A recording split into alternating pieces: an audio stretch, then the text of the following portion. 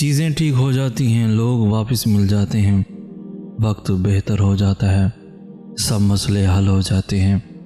چاہے کتنے گھنٹے لگیں، ہفتے لگیں، مہینے لگیں یا سال لگیں، ہر ایک کی آزمائش کا اپنا وقت ہوتا ہے، مگر جب وہ کن کہہ دے، آپ کا صبر اور خاموشی اس کو پسند آ جائے تو لمحہ بھر میں سب ٹھیک ہو جاتا ہے۔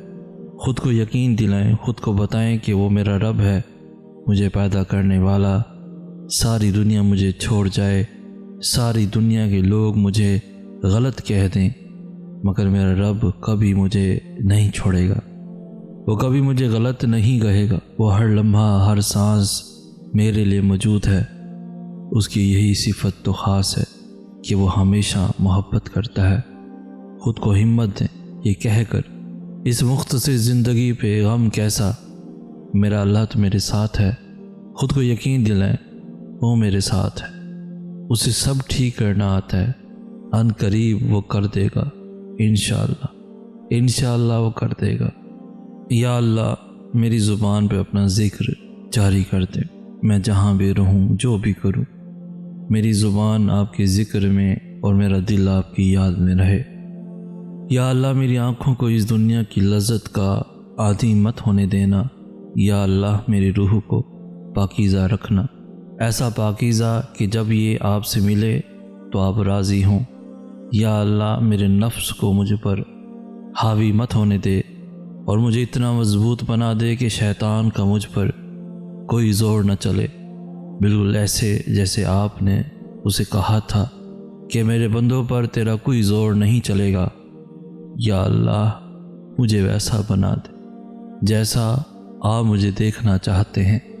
یا اللہ مجھے اپنے سوا کسی کی محبت میں غرق نہ کرنا کہ میں آپ کو بھول جاؤں، خود کو بھول جاؤں اور اپنے ماں باپ کو بھول جاؤں۔ یا اللہ مجھے آسمانی محبت عطا فرما، مخلص اور پاکیزہ محبت۔ یا اللہ مجھے روحانی محبت عطا فرما۔ یا اللہ مجھے ایسا ساتھ عطا فرما جو مجھے آپ کے قریب کرے، جو مجھ سے آپ کی باتیں کرے، جو آنکھوں میں اترنے والا شخص ہو۔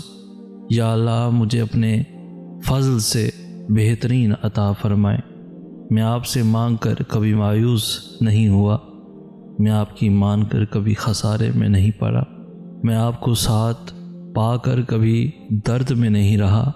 یا اللہ جب تک آپ مجھے اس دنیا میں رکھیں، میرے دل و دماغ اور روح کو اپنی یاد میں محو رکھیں۔ آمین یا رب العالمین۔ تمام سننے والوں سے گزارش ہے کہ سید سناس کے حق میں جتنا ہو سکے دعا کریں۔ جس گھڑی میں نصیب سنورتے ہیں، کچھ لوگ تکیے پہ سر رکھ کر سو رہے ہوتے ہیں اور کچھ لوگ مصلی پر سر رکھ کر رو رہے ہوتے ہیں۔ سونے والے خوبصورت خواب دیکھتے ہیں اور رونے والے خوبصورت تعبیر پاتے ہیں۔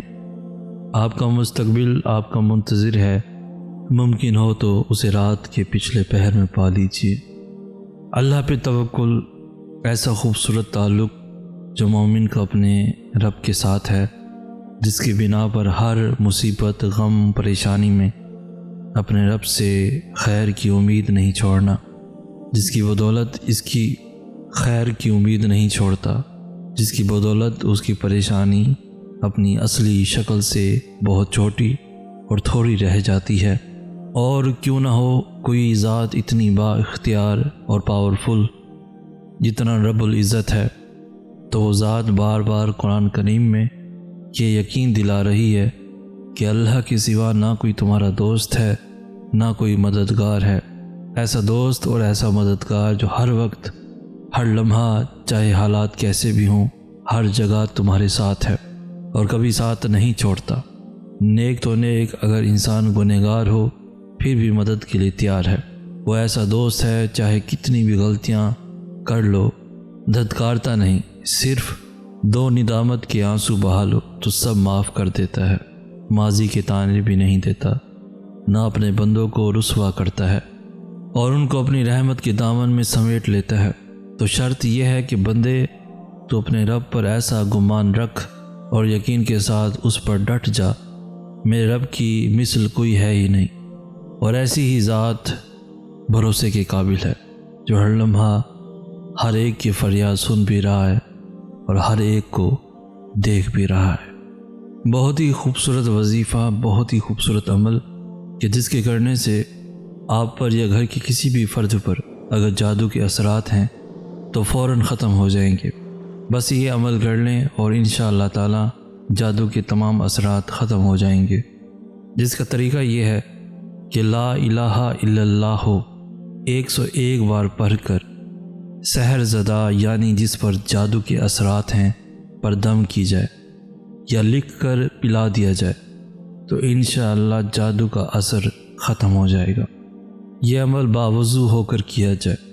میرے پروردگار، آج بھی اسی یقین اور امید کے ساتھ مانگتا ہوں کوئی معجزہ کر دے، کوئی راستہ نکال دے، میری منزل آسان ہو جائے۔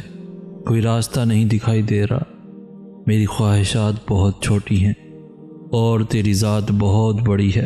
اپنا خاص کرم کر دے میرے اللہ، کوئی حل، کوئی راستہ، کوئی صورت نکال دے میرے مولا۔